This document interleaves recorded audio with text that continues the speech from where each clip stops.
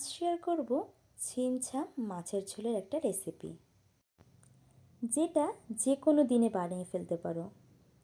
আর যারা ছোট মাছ খেতে পছন্দ করে তাদের তো এই রেসিপিটা দারুণ লাগবে। অবশ্যই একবার বানিয়ে দেখতে পারো। So hey everyone, welcome to Moumita's dream. আজকের রেসিপি পেঁয়াজকলি দিয়ে আমোদি মাছের ঝাল।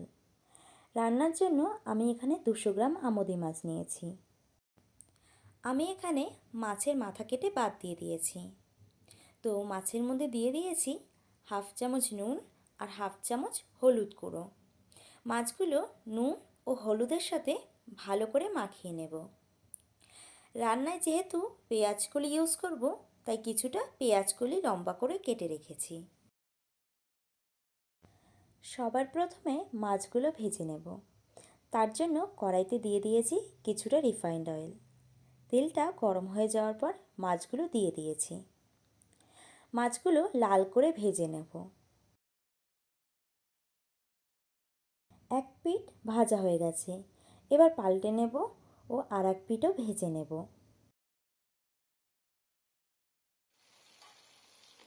মাছগুলো দু পিঠ লাল করে ভেজে নিয়েছি। এবার এগুলোকে একটা পাত্রে তুলে নেব আর একইভাবে বাকি মাছগুলোকেও ভেজে নেব। সব মাছ একসাথে ভাজতে যাবেন না, তাহলে কিন্তু একটার সাথে আরেকটা মাছ লেগে যেতে পারে।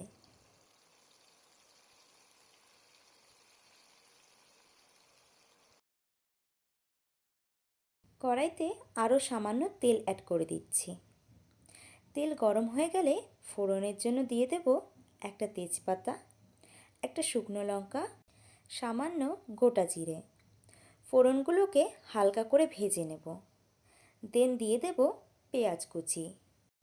মাঝারি সাইজের একটা পেঁয়াজ ব্যবহার করেছি রান্নাতে।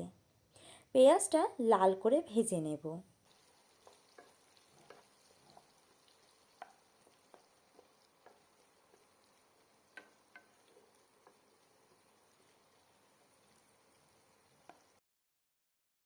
পেঁয়াজে গোল্ডেন কালার এসেছে।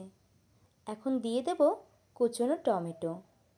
এখানে বড় সাইজের একটা টমেটো কিন্তু ইউজ করেছি রান্নাতে।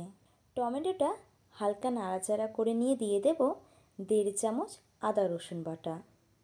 মশলাটা ভালো মতো কষিয়ে নেব যতক্ষণ না টমেটোটা গলে যায়।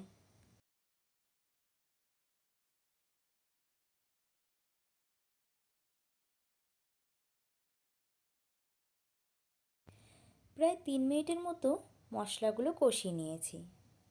টমেটো বেশ খানিকটা গলে গেছে।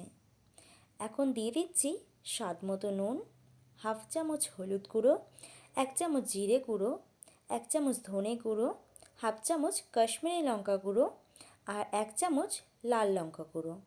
অল্প জল অ্যাড করছি, এতে মশলাগুলো পুড়ে যাবে না। এবারে মশলাগুলো কষিয়ে নেব প্রায় 2 মিনিট ধরে। শীতের এই পেঁয়াজকলি দিয়ে কিন্তু অবশ্যই রান্নাটা করে দেখবে, দারুণ লাগে খেতে। শুধুমাত্র আমোদি মাছ না, যে কোনো মাছ দিয়ে রান্নাটা করতে পারো।